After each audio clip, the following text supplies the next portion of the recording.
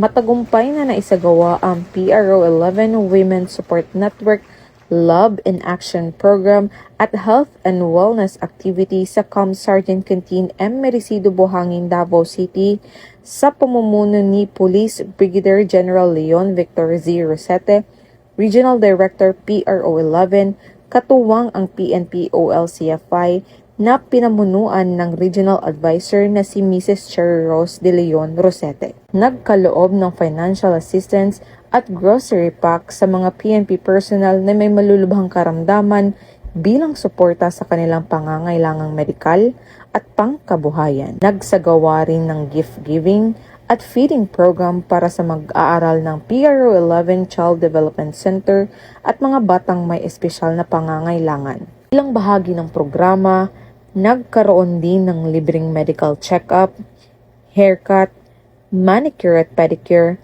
massage, at iba pang wellness services para sa mga PNP personnel ng PRO 11 at kanilang mga dependent.